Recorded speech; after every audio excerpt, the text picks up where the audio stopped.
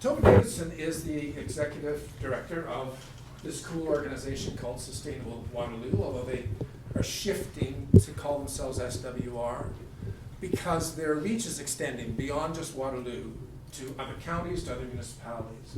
And I think this is fair, and she will correct me if I'm wrong, that as a description of the organization, they try to get us thinking outside the box and think in terms of, on a different level, networking as well. Bringing together organizations, businesses, players in the community, so that collaboratively we can work together on bringing about the change we need to make in our communities. So she's got great stories to tell, she's got great information at her fingertips, and I think she's got great ideas and encouragement for us as a community to work together. So Tova, the floor is yours. Take it away. You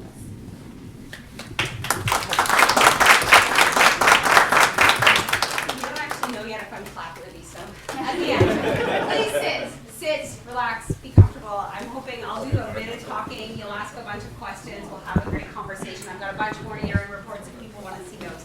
So thank you for the kind introduction, Bill. My name is Tova. I am the Executive Director of SWR. We are, I'll give you the very foundational, a social enterprise nonprofit, which means that we run like a business. We have no core government funding. We support ourselves as a nonprofit organization, and our work is all about building communities that are more resilient, building businesses that are more resilient through sustainability action. And so the work we do is in sort of three key areas. We work on climate change mitigation, which is reducing the impact we're going to have on the environment through emissions and waste and water and all that stuff. We work on good, responsible transportation, getting goods and services around, whether that's public, active transportation, electrification, the infrastructure to allow for all of that. And we work on green buildings, so thinking about like how would you make a building as high performance as you possibly can, and I'm going to give you some examples and stories of that kind of stuff of the work that we've done. But really what I like to say, and it's funny because Jeff asked me as we were chatting before we started the official presentation, so what was I trying to sell somebody, right, in a meeting? And I'm like, I'm not trying to sell anything to anybody. I'm a nonprofit. I'm just here to help. That's what we're here for. Where are you? What are you working on? How can we help you? We are advocates, not activists. I sometimes go into meetings and I think people think I'm going to hang a banner or something like a lot of the activist groups do. Not our work. Our work is to work with you and to find out where you are and help you move to where you want to go. We are a strategic intermediary, and actually it's funny, I've been with SWR for 10 years and maybe 5 years into my tenure here, I actually learned that there were academic papers written about our role as a strategic intermediary. I'm like, well, that's cool. We didn't know that's what we were, but fantastic. The idea is that we've got the vision of where we need to go, and then we work in partnership with all of the experts to try to move forward. Our work is at organizational level, so businesses, municipalities, schools, hospitals, all of that kind of stuff. And then we work at community scale. So if what you're wondering about is how to renovate your house to be more sustainable, there are fantastic people who know that stuff. That is not our work. But if you want to know how to make your business more sustainable, how to make it less risk exposed, differentiate from your competitors, be more innovative, all of that kind of stuff, save money. All of that we can help you with. And it all is founded on the idea of organizations and communities measure what matters to them, and then they manage what they have measurement on. So none of this like, I'm going to join something and I'm going to get a logo and I'm going to say that I'm green and I'm doing these things, but like who says? So that is the foundation of all that we do. As Bill said in the introduction, we do actually serve far more than Waterloo Region. About a year ago, after requests from communities, not in our own sort of like, hoo-hoo, we want to take over the world, from requests from community, we expanded our reach to include Guelph and Wellington, Perth, and Oxford counties. And that all came from other environmental organizations, municipal people, government, saying like, we don't have an organization like yours, could you help us? And for a while we were like, but our scope is Waterloo Region. And then one day during the pandemic, I'm like, why did I say no? That like, that doesn't make a lot of sense. We can help. Why don't we? So we actually met at an event in Waterloo Region and started chatting and thought, okay, there would be some value to coming and meeting with a whole lot of you actually a few months ago and then again today. So I just want to give you some ideas of some of the things we've done, some businesses we've helped, just to give a flavor and some inspiration. I'm going to start at the corporate level. We have a program called the Impact Network, and that is the one about what is your corporate emissions. And I'm going to use the Parlour Inn as an example because we're here and it's an easy one. Let's say the Parlour Inn was like, we need to be more environmentally responsible, or we want to differentiate from the other places that people can stay in this region, or we need to attract employees, we need to reduce our operating costs. All of those things can be solved through sustainability action. So we would engage with them to get their baseline numbers, find out what their goals are as the organization, look at their processes, look at what resources they have. How do we help them actually move towards a more sustainable business? And then how do we leverage those actions to get them to stand out? So if they're going to put something on Travel Zoo, you're going to come and stay at the Parlour Inn, we say it is an environmentally responsible hotel. We are carbon reduced, we are less than the average, we are reducing our water, we're doing those things, and that actually stands out among their desired clientele. That's kind of an example. So there's a couple of key examples I like to give, because a lot of people are like, yes, but you couldn't do it in manufacturing, right? Is everyone like, oh, this would be really difficult in manufacturing? Yeah? Anybody gonna nod to that or no? Everyone think it's easy for manufacturers? Yeah, no, best place to do it. They have the most to save, they have the highest emissions and the highest impact. There's a company that we've worked with called Veriform. Has anyone heard of Veriform? Okay, so Veriform's a steel fabricator. So you think they're the, like, there's no way, right? Steel fabricators, nothing you can do. They're in Cambridge. And Paul Rack is the owner of Veriform. And he decided 3 things happened 1 year of his life. He watched An Inconvenient Truth. So now you got about the era when he saw it. His daughter was born, and he bought a Prius.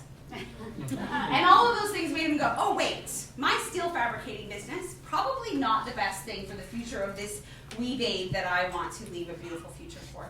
So he committed to making his steel fabricating business net zero. Do people understand what net zero means? A lot of people don't. If you don't understand net zero, it's okay. No, okay. Net zero means that the total amount of carbon you produce is offset by something else you pay for to make you zero on the whole. That doesn't mean that you don't produce carbon. A lot of people are like, oh, they're a net zero business. They could be buying offsets. It could be planting trees, which will take 50 years to sequester that carbon, all that kind of thing. It could be putting up solar panels, etc. That's why the measurement matters so much, because what I want to know is, what are you actually doing to reduce your emissions? Like right now, how are you changing your business? So, Veriform. He did his carbon footprint through us. One of the things we offer to our membership is a carbon accounting tool or a waste or a water accounting tool. And then he set to work and he implemented 100 projects in his business. And it was everything from his lighting and his HVAC and installation. He put an addition on the building, doubled the size of his building during this 10-year period. Interesting, when he was having the addition put on, he asked his contractor, what R value are you putting in the ceiling of my addition? Anyone know what the R value was, the standard R value from code? 5. 5. In an industrial site, that is the requirement of code. R5. You might as well put a piece of paper on the roof and be done with it. In his home, he had R50. So he said to the contractor, R5, are you kidding? And he said, well, the most I could do is R20. He said, okay, how much is that going to cost? Remember, this is doubling the size of his business, of his physical footprint. It's going to cost you $5,000. He's like, why didn't you tell me that in the first place? Of course I'm going to do $5,000. It's going to save a ton of money. So he was looking at all these little things. I've got 2 stories of things that he did. First, he had loading bay doors. Anybody worked in a place with a loading bay door? Yeah. When the door is open, what's it like in there? Freezing. It's cold. So then what happens if it's cold?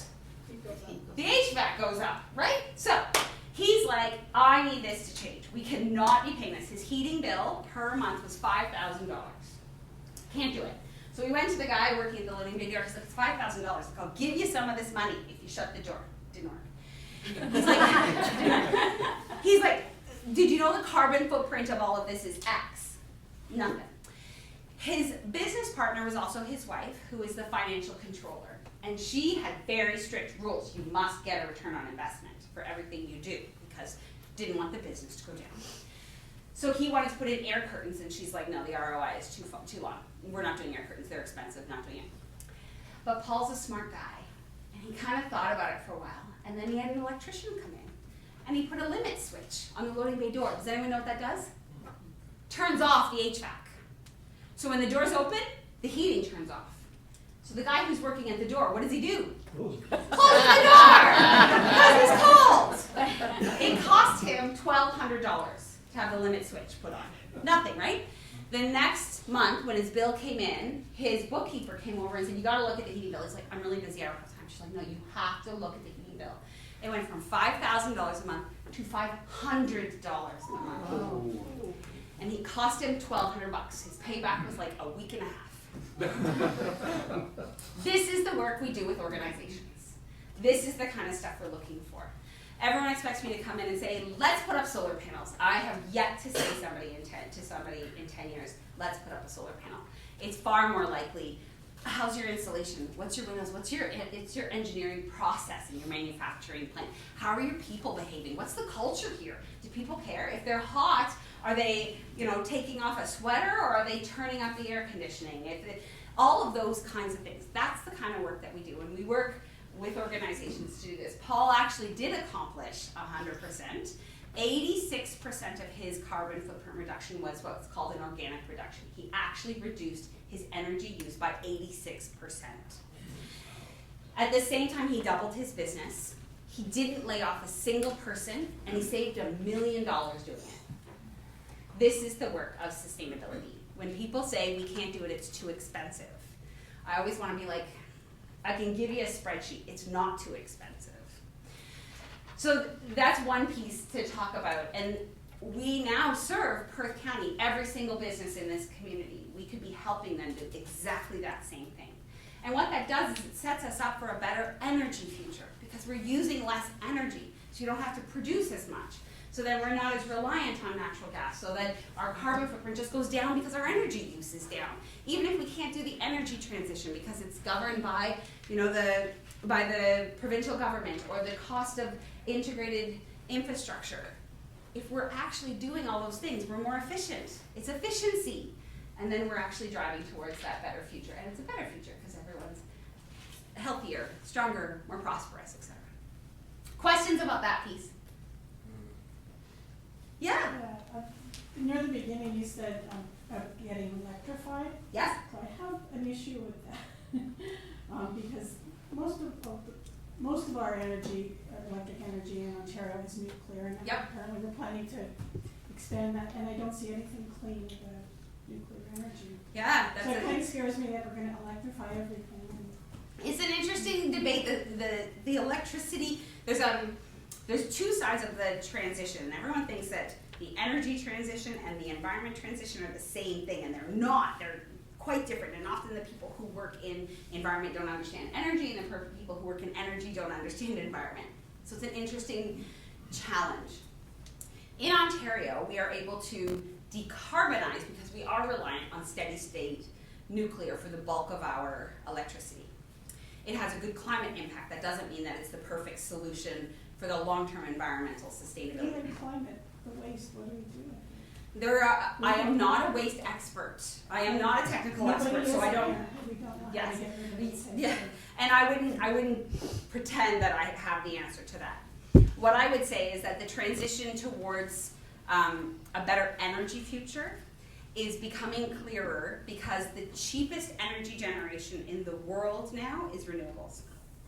So when you're thinking about your voting for provincial and federal, look at their energy solutions, because renewables, even if they don't give 2 iotas about environment, they don't care. It doesn't matter because the cheapest source of energy is renewable. And I mean renewable, not nuclear, renewable, wind, and it depends on where you are, and solar and all of that sort of stuff. Also, is probably our best. Yes. Oh, that's such a good segue. Oh, wait here. All right. Okay. Great. Any other questions? I have a segue to another thing I want to tell you about. Any other questions? That's a great question. Does corporate include agricultural? Yes. Okay. We work with a number of agricultural organizations, and it's often in their operations. We do not claim to have the expertise in things like agricultural practices, but it would be things like your building, your tractors, those pieces. Looking at your scope 3 emissions, which is like transportation of things back and forth from your location. How do you look? All of that. I am not an expert in regenerative agriculture. I know it's fantastic. And we would find the expert to help. That's when I say we're the strategic intermediary, we're more likely to do that. To be like, oh, okay, we know we work with Fennings Farms, for example. We work really closely with them. Fantastic. If they needed help with regenerative agriculture, we would go to the experts and say, hey, can you come and help? Bring that in. Yeah. Okay, so to your segue. Passive. Has anybody heard of the Evolve 1 building? It's okay if the answer is no, but I really hope someone has. No. Okay. My partner put his hand up. I'm like, thanks, honey. So, he better have. This is a picture, a very interesting artsy picture of the Evolve 1 building. And if you haven't heard of it, it is certified as Canada's very first net positive energy multi-tenant office building, and it's in Waterloo. It is 110,000 square feet. It generates between 106 and 120% of the energy that it uses. So it's net positive energy, totally neutral in carbon. The building was ideated by SWR, and then we did an integrated design process. We brought in the municipality, all of the chief building officials and the planning people and all that. We brought in the entirety of the development industry because we didn't know who was going to build it yet. Developers, architects, engineers, site planners, all that kind of stuff. Let's imagine what it is we could do together. In the end, we actually went out and asked who would like to work on this with us. And my board thought that was the boldest move to say, so who wants to build a building with us? And we had $0. And 5 people sent us a proposal. I'm like, fantastic. And in the end, we ended up working with the University of Waterloo's Research and Tech Park, the Cora Group, who's the developer who built and owns and manages the building now. And then we had EY Canada and Stantec, and EY was the voice of the tenants, so we did a fully integrated design process. This building, and I can, if people are interested in the systems, I can talk about those. But the building had 0 government funding, no dollars to it at all, entirely within the developer's budget. Any guess? They always built a LEED Silver. Most places that are, Class A office is LEED Silver equivalent at least. Any guess how much more expensive it was by percentage to go to net positive energy? Any guesses? 0. Not 0. 3. It's more than 0. 10. Any other guesses? 17. It was between 5 and 8% more. Just a little bit. And really in a development process that was $35 million, 5 to 8% is like a rounding error or a shipping problem. Like, it's not that big of a problem. The developer has shared that it was about $2.5 million more expensive, total cost, to go from LEED Silver to net positive. But all of us who are tenants, and SWR's offices are there, pay an energy fee. So it will take him 8 years to pay off that $2.5 million more. And then every year after that, he will make $250,000 more on that building than any other building in his owner's portfolio. And there's $0 to this building because it's a good business case. And we actually didn't want government funding to the Evolve 1 building because we wanted to prove to the development industry that it's a better business decision. And so what we did was life cycle costing. How much more is it going to cost you? How much less is it going to cost you to operate? How much are you going to make? How much money are you going to make on this building? And people walk in and go, ooh, because it's got these solar panels that are like 2 stories high. All of the tenants park under a solar panel. So you've got covered parking and it's under a solar panel. How cool is that? There's a 40-foot green wall, which still looks green 5 years later, which is unusual for some green walls. These are some passive house elements. These are solar shields over the windows, and there is a solar wall. Does anyone know what a solar wall is? Everyone thinks it's solar panels. It's a passive house design element. That's why I'm like, good segue. It's a passive house design element. It's on either side of the south side of the building, near the atrium. And it's like a gap between the actual facade of the building and like the cladding. And that has little tiny holes in it, so fresh air goes in through the tiny holes, and it's a dark color. And when it's sunny out, the sun warms the air that's between the building and the facade, and then it sucks up into the HVAC system, and it delivers free heating. So the day that our office had its grand opening, it was February 13th, I remember the date because it was our grand opening, and it was minus 25 outside at night. It was what they call a design day. Does anyone work in engineering? Do you know what a design day is? It's the worst possible day in terms of the climate. What are you designing the systems for? Worst day, design day. The University of Waterloo, which is just over the street, was sending people home because they couldn't get enough natural gas through their giant pipe into the building to try to heat all the buildings. So they just go work from home, we'll heat the student spaces. Our building, because it was really sunny that day, was entirely at 110,000 square feet heated by this passive solar wall. The geothermal was completely bypassed. It was using no energy. And it was just from a passive solar wall. So to your point, efficiency and this passive is a massive way forward towards this. And we've proven that it's a good idea. And if you ever want to come see the building, come see us because we're there. It's pretty cool. Any questions on the Evolve One building or the systems? Some people really like to get into the what kind of geo do you have and all that kind of stuff. Yeah? Is business getting it? Like, do other developers in Waterloo region, for example, look at that building and go, I could be making $250,000 a year? We certainly have had a lot of people through, thousands of people through, even through the pandemic. We've had a lot of people through. The cooperators, the insurance company, they're building a new headquarters in Guelph, and it's inspired by this building. I can't tell you how many times I've brought them through and met with them about what do we do here, what do we do there. So certainly there's some. There is a MURB, a multi-unit residential building, a MURB developer in Waterloo region who has done a fully electrified condo building called the Bright Building. There is a small group of developers who get it. Activa Homes only builds to net zero ready standard. Reed's Heritage Homes has now converted from only single family to now doing net zero ready and then higher density within single neighborhoods. And Waterloo region actually drives towards 15-minute communities to reduce the transportation impacts as well. So some, not all. Was there anything that didn't work as well? Here? Yeah. Oh yeah. Oh yeah. So the commissioning of absolutely. The commissioning of the building took a year, so it took us time. It's between 106 and 120% of the energy. So that worked. We wanted originally to do a fully net zero impact building. So we've got great waste, 4 waste streams, all that kind of stuff. The place where we really didn't do as well as we wanted was water. We would have liked to have been off-grid, not off-grid. Batteries were not a thing. Remember, it was designed 8 years ago, so batteries were not really reliable yet. It wasn't a good option. We have a cistern under the parking lot where we collect all the rainwater and snow, and we use that for the green wall. We use it for all of the water closets, toilets, flushing all the toilets, and we use it for landscape watering. The thing we wanted to do, which we didn't end up doing, this is the big to me, I'm like, oh, that's too bad, is we wanted to process all the water on site. So the water we wanted it to be as good leaving the building as it was coming into the building. So we found a system that can do it, totally can do it on site. The payback period was something like 480 years.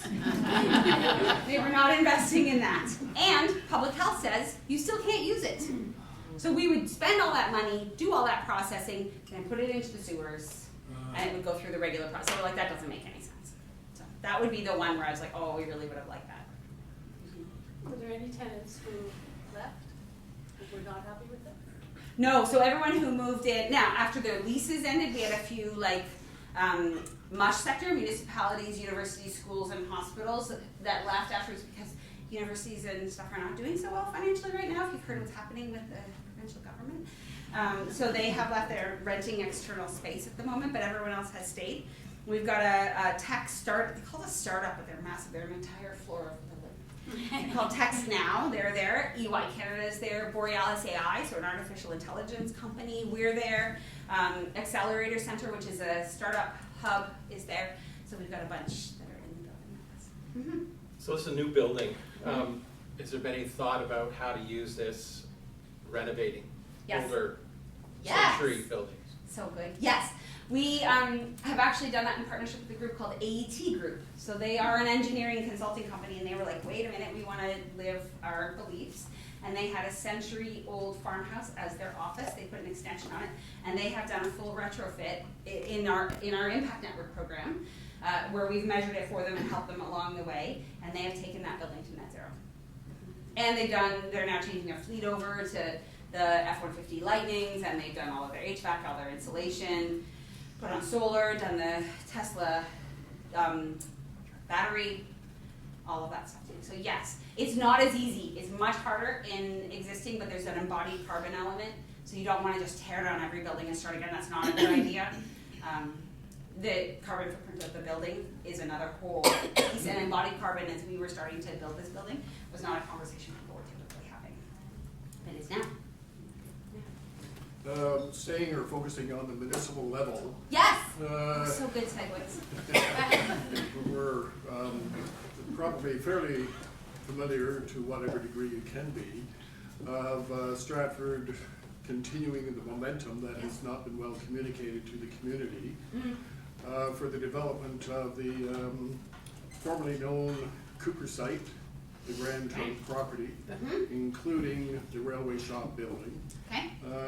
Have you worked with other municipalities on such an 18-acre parcel with partners such as the university and the Y, which would be part of a refurbishing or repurposing of whatever that railway shops building is going to be? Yes. Together with the remaining acres that at this point is land, and the city has been doing studies on it to look at the amount of contamination over the last couple of years to verify that it's much smaller than originally thought as far as contamination goes, and doing other studies, also putting in the bus depot, so that by 2 years' time, we're hopefully at a point where there's a plan where we're actually breaking ground. So the question, I guess, is multifaceted Yes, in it the is. sense of the work with other municipalities on such a scale of a project, and words of wisdom beyond that.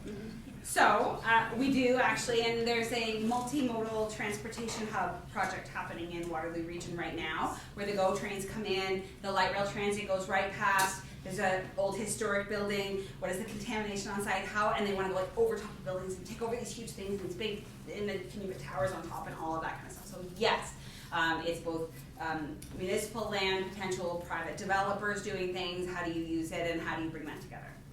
The brownfield adds another whole layer of what kind of contamination are you dealing with? What are the permissions? What are the cleanup and who invests in that and whose responsibility is it? And my words of wisdom to all of that would be that this collaborative process, this idea of we all can have a shared vision. This is what we did with the Evolve One building. We all have a shared vision. Let's bring everybody around the table in a low risk way to talk about what are we hoping to do? What are the things you can do? What are the things you're worried about? Where are the capacities you see? What do you dream this could be for Stratford? How great could this be? Where are the barriers? That process, that integrated process, opening the door to the conversation and being a safe space for the conversation often enables bigger visioning, faster movement than if you didn't do that process. Just to interject on that, Yes. what I find very important in that process is you're starting off with questions. Yes, 100%. It's not saying like, here's what we dictate is gonna happen. It's like, what would you like to see? What do you think this is gonna be? Where are the problems that you foresee? Can we envision, I've listened to this one podcast a bunch of times, let's envision our failure. Let's envision this project and it's failed. What happened? Because only then can you actually plan around those things that could be the source of the failure. You have to be open to the failure to be able to drive to the future. So that idea, and then the other thing I would say is in a project like that, there is often among the environmental movement the idea of perfection or bust. You know what I mean? Like, oh, it's gotta be the perfect solution. This building isn't perfect. The work we do with businesses, most of them don't get to zero. Most of them might go to 60% reduced in their carbon footprint. That's fantastic. It's not perfect. Progress over perfection. So, yeah. And tied into that is also the risks of heritage, wanting Yes. to recognize it, respect it, and honor it. But at the same time, having to be able to create something where a community 50 years hence, and Yeah. 100 years hence is going to be living. Yes. And in retrospect, can look at how we as citizens today viewed what we wanted and what was important to us as a community. Mm-hmm. So there are 4 or 5, correct me if I'm wrong, working groups within the Grand Trunk Ad Hoc Committee that has been Great. established for a 2-year term Mm-hmm. that are doing work initially with a 120-day plan. So for people in Stratford, this is good information to pass on to you. Mm-hmm. So that you are aware that there is something happening. It's just Yeah. not very visible and not well communicated. But we are looking at that visioning and planning exercise so that we have an engagement process that hopefully will be in place by June. And together with communications, infrastructure, architectural inputs, and looking at partners and resources such as yourselves to help in the process. Absolutely. And you know what? It's often interesting because when we started on the Evolve One project, everyone knows we're a tiny nonprofit. We're 8 people. Like, we are not a mass. If you go onto our website, we look much bigger, but they're mostly volunteers. We're 8 people. We are not building an empire. We are just here to help. Back to that comment at the beginning. And so to be the person in the middle, saying, hey, community, what are the risks you see? Hey, technical experts, what are the risks you see? Hey, city, what are the things you're worried about? Where are your constraints? Where are your hands tied? You couldn't do these things because there are instances. Development industry, what would you like to do? What would you not like to do? Business community, what do you want to do? What do you envision here? How do we make it stronger? To be the one in the middle, that strategic intermediary, means that it's a safe place for everybody. Where if all of a sudden it's one organization saying, I'm going to own this and I'm going to run this, because we said at the beginning, we're not going to build this building, we're not developers, we just have the vision and we can drive the bus. Everyone get on the bus, let's go, we're going for a trip together. That piece of like being the safe intermediary, the strategic intermediary, we all believe in the same vision, but we can do it together. And being kind to each other, this world doesn't have enough kindness. Being kind to each other is a massive shift and can make amazing things happen. A lot of developers will say to me, this building has an open loop geothermal. Does anyone know what that is? Okay, very few people do. It's quite rare. And a lot of people get very risk averse with an open loop geothermal because it actually pulls water up from an aquifer, takes the heating and cooling and returns it. There is no coolant running in the ground. It's 3 boreholes total. People are like, how on earth did you get them to approve that? They were at the table when the idea first came up. The location geology study was done in partnership with the city, seeing the results at the same time. We were talking to them before, so by the time the plan came, they were like, check, check, check, check, check. Because they were there. They were at the table in the first place. How do you get everybody to the table, especially the community? We do a lot of sort of smoke and mirrors public consultation around that, where people aren't actually consulted. How do you get everyone to the table? So we are more likely, I think because we're not the municipality. We're not funded by the municipality. So we're creating a vision for the future that's based in the community. Would I say that we can talk to every resident? Certainly not. Did we do engagement and go out and talk to people, what do you want? We did it in our community climate action plan, which I'm gonna get to that in a second. We talked to people about that, we did all of that work, but we've got long legs in this community. We've been there 15 years. So when people say, oh yeah, we know SWR, they did X, or they did Y, or that my boss said they talked to them about this, or there's a bit of trust that's been built over time. And a lot of the work, actually I would say 90% of the work of sustainability is trust, change management, and movement building. If we could solve climate change with technical solutions, we would have already. Trust is a big issue. Trust is big. And so sometimes, being that I used to work, my previous job, I was VP of a marketing company. I don't have a long background in sustainability. I don't have a long background in nonprofits. I believe in it deeply, but it's not my employment history. And I remember going into companies and saying, like, this is what you need to do. And it was because we were a trusted external consultant. They're the expert. We should trust them. So I'm like, let's leverage that same way of thinking. Like, you can trust us. We have no stakes in this. What you do with this space, we don't have any financial stake in this. We're just here to help. Yeah. Okay, so I want to talk about community just a little bit. Oh yeah, one more question. Are you aware of any efforts to, I guess, bake in some of the things that make sense into into like building codes or something like that, because I guess I'm just going back to your comment about sometimes a building becomes 60% net zero versus 40. I think the 60% is maybe what's easy, and the 40% is like what you were saying, that it's not technically feasible. Right. So maybe that if it's in the building code, then everybody's efforts could be better spent on the technology side. Agreed 100%. Two answers to that. One, well, three. I always want to speak. So the first is that the prime time to do building retrofits is at the point of building renewal anyway. So if you have to replace the roof, insulate the roof better. Don't do like for like replacement. If you put out an RFP that is asking for exactly what you have now, you're going to get exactly what you have now. Don't do that. Change your RFP. So at the point of building renewal, when you've got your building management plan and all that kind of stuff, that's when you do it. And you can do all those upgrades. I actually had an organization, a big organization, say to me, well, building maintenance and renewal is not sustainability work. I'm like, what? Isn't the like HVAC system, the insulation, the windows, the roof, is that not like pivotal to your building? So I think deep energy retrofits, truly deep energy retrofits, are very possible and best done when you're talking about building renewal anyway. That's one.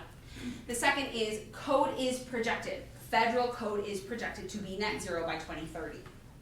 So building code, everybody who's like, oh, well, I'm going to truck along. If you want to do any renovation or build anything new after 2030, it must be net zero. It's actually something we're working on right now. How do we help the development industry get ready for that? Because as soon as you say that to them, they're a bit deer in the headlights. Because they don't know how to do that. It's not the way they've always practiced.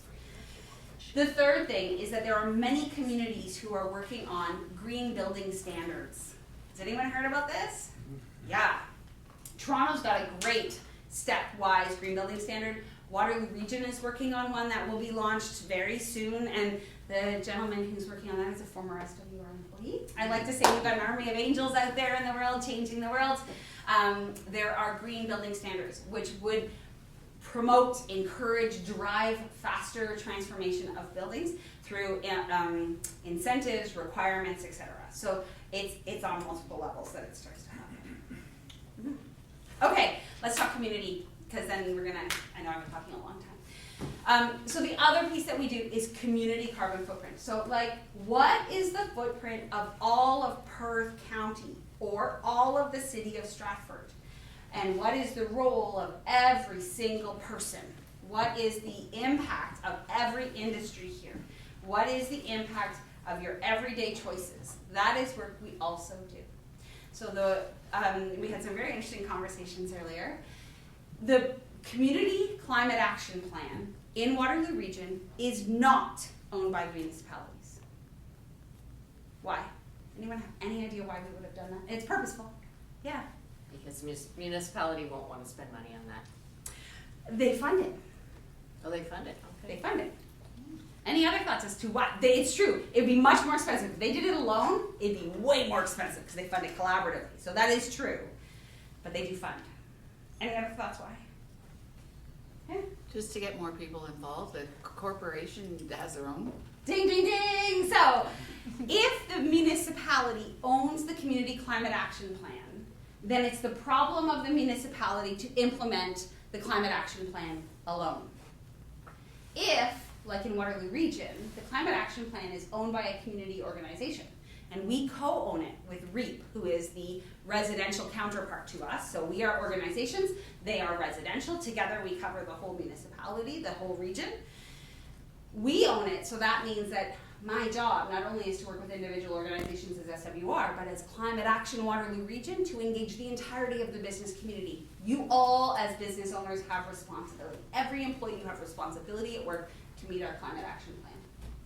Same thing with REAP and residents. Every single resident, every home, every single person who decides to go from point A to point B in their day, you have a climate responsibility. And if it's the municipality that owns that alone, how on earth are they going to make that kind of a change? They can build infrastructure, really important, super important, critical player, but it's not their work alone. So, for example, what percentage of the carbon footprint of Waterloo Region do you think comes from transportation? 50. 40. 50. 48. 50. and actually it's not in here, but it's in, I have our climate action plan if everyone wants to see it. It's in my bag over here. It is 49 to 50% from 2010 to 2020, exactly the same, 50%. In fact, at 2015, the rate of car ownership in Waterloo Region doubled the rate of population growth. For every person, we added 2 cars. Yep. The number one thing we need to do, the number one thing we all need to do is to think about our transportation choices. If you look at the national carbon footprint, it lives there as well. It's the same. Transportation is the biggest. And so a lot of the work that we do in this community carbon footprint work is actually getting everyone to understand, things like a 15-minute community matters, because in 15 minutes, if you could walk, bike, or roll somewhere, you should in 15 minutes or less. That's the idea of how do you build community to enable people to make better transportation choices. And then it's supportive of the incredible work of the city of Stratford. It's supportive of wanting to put in bike lanes, because you're then driving the cultural shift towards active transportation. Public transportation is the better choice. People see it differently. Instead of just thinking automatically, I'm going to get in my car and drive somewhere. I'm going to get in my car and drive somewhere alone. Even worse, carpool if you can. All of that stuff, that culture shifting. So that is the work of Climate Action WR, and that is a program that we run as well. It is unique in Canada that we own the Climate Action Plan, not in the municipality. Almost everywhere, through Partners for Climate Protection from the Federation of Canadian Municipalities, almost everybody has the Climate Action Plan owned by the municipality. We did it this way because we wanted everyone to own it. And actually it was started by SWR going to REAP and then going to the region of Waterloo saying, I think we can do this all together. So we've got a document called Transform WR, copy in my bag if anyone wants to see it. There's a series of 96 actions that have to be taken. There's a table. You go onto our action dashboard. You can actually see what are all of the actions. Who owns the actions? What is, and it's not all the municipality, lots of different people do. What is the action to date? How far have we gone? We're starting to do yearly inventories. Big piece that the region takes on. Yearly inventories for carbon footprint to the region. Are we going towards where we need to go? Are we moving in the right direction? What are the things we need to change? Where are we not hitting where we need to? So that's the other piece of what we do. Happy to answer questions. Lots more I could tell you. We plant microforests and we work in electric vehicle stuff, and there's lots of other stuff that we do, but this was sort of the big stuff to tell you about. And I'm happy to answer more questions, but I think it's better to mingle and chat now. So what's the best thing you've done, and what's the most, what's the biggest mistake you made? Oh, great question. I love questions like that. So I think the best thing we've done is the Evolve One building, because it is showing that true transformative change is absolutely possible, and not possible in the way of it's the right thing to do, but it's actually a really good business decision. That I think is transformational. I think one of the biggest challenges we're facing, how about I put it that way, the challenge we're facing now is as economy comes and goes, and as organizations have leadership changes, the imperative of sustainability is still seen as a icing on the cake, not a foundational piece of an organization's work. And that is not exclusive to for-profit businesses. We're also seeing it in, public sector, other nonprofits. It is still seen as we do it because we're responsible, not because we're a good smart business. There's a group called the Flourishing Enterprise Institute, and I sit on the advisory board for them. And they say that any business to be designed to flourish, so not just sustain themselves, flourish in the long run, needs its strategy to work within the confines of the systems in which it operates. That's logical, right? So you couldn't expect something to grow, like a plant can't grow bigger than the pot it's in, right? You can't expect your plant to be this big and you have it in a pot this big. That's never gonna happen. But that means that a business's strategy, an organization's strategy, a community strategy, must take into account the limits, the financial limits, the social limits, the ecological limits on which it operates. And we have not been able to get enough organizations to truly embed the understanding, the deep transformational understanding that they can't truly flourish in the long run and be environmentally irresponsible. That's, I think, the thing that we're facing now. Yeah. How much does, I know you don't work with governments, that's what I understand. No, we do. But We work with all the municipal But governments. you're not under them, or? We're not funded by them. Yeah, but how much does the changing political landscapes affect what you do? It certainly affects it. My partner will tell you that when certain people are elected, I go into a bit of a deep dive. And that certainly is a thing. I think the current political system where people are elected for 4 years and so then they can't make decisions for 20 years when really they probably want to. They know what the right thing to do is for the next 20 years, but they are not empowered to do that. Highly problematic. A lot of the work that we do is actually scaling. So there's an organization, some of you might have heard of it, called Green Economy Canada. Has anyone heard of them? So we founded Green Economy Canada. They were sprung out of SWR to scale that first program I was telling you about, to help other communities do this. And a lot of times what we're doing is we're going to government to say, you could build better business through this. One of my both most painful moments, to your things, and maybe crowning glory moment, I was maybe 4 or 5 years into this role, and I had a meeting with a Conservative MP. And you would think Conservative MPs wouldn't be so keen to talk to me as an environmentalist, but I like to say to them, I'm a business organization that uses sustainability to be more profitable and more resilient. So I go in, and I know who I'm going to see, so I put on like the knee-length dress and a cardigan. And my grandmother's pearls, literally my grandmother's pearls. And I go in and I talk about how business is the solution to the future of sustainability, that we can grow a stronger economy if we reduce the waste in our energy use. And I use all of this language about we can build prosperity, we can find jobs. If we take advantage of the clean economy transition, it's a $3 trillion industry. If we invest in that, the Canadian economy can be de-risked because we're, being more diverse in our economy. And he stops me and he says, this is really refreshing. You think just like Stephen Harper. And I was like, oh, I don't think I do. I didn't say that. I was like, all I said was, if that's how Stephen Harper thinks, then I have an awful lot of hope for our future. But that idea of changing landscapes, we do not align with a political party. It doesn't matter who's in power. It matters that we need to move to this future, and it's a better future. So it's not that it's a green future, it's a better future. And so if we can work together, no matter why, I don't care why you're doing it. I'm not going to change your mind if you're a climate denier. I've convinced climate deniers they should use no fossil fuels, or very, very little fossil fuels, because they think the economy can't survive without fossil fuels. So if you think the economy needs them, then you should use them as sparingly as possible so our economy can last as long as it can. I don't care why you do it, just do it. Yeah. Awesome. Well, thank you for the time today. Thank you for inviting me to come. Really happy to stay in chat with everyone. Connect. I would give you a business card, but post-pandemic I've not reprinted them again. But I'll write my email address in any of the year-end reports. I've got more copies too if people want to take one home with you. We've got our biggest event of the year is happening April 23rd. It's a free community event. It's at the Center for Innovation on Governance, CG, in Waterloo.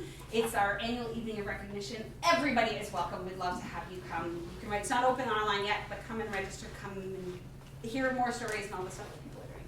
Thanks for the time today.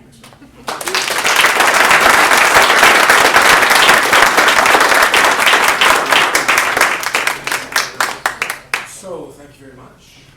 Thank you very, very much. A couple of things. One is, please do settle up with Kathy before you leave. Our budget is not that extensive. And if you haven't, a couple of things.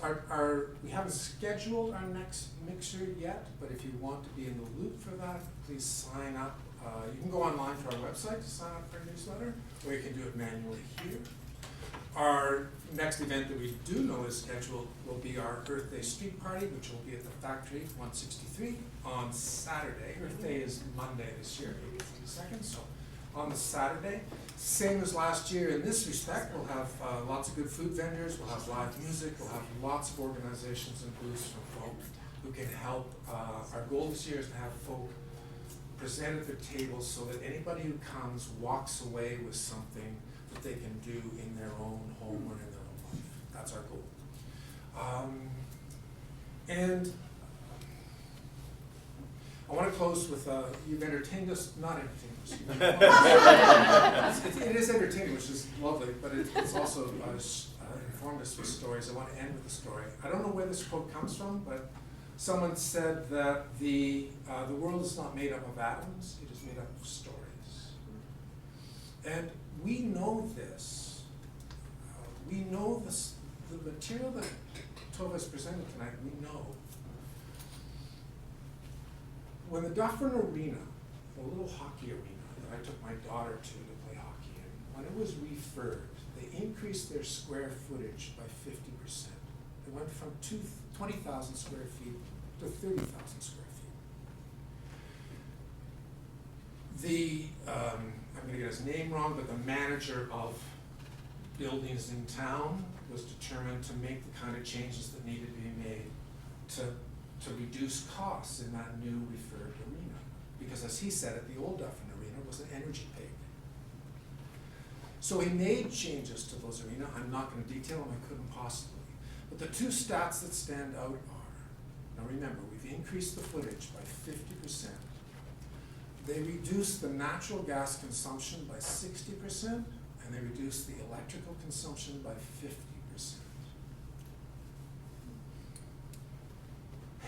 It's a green roof. Jody's nodding her head. There's a green roof on there too. It has a green roof on it, it has a lot of innovation. We know this. We just don't live it day to day. And we can do that too. So thank you for coming. Please sign up for the newsletter and do join us on at the street party on April 20th. That's a Saturday. Thanks for coming.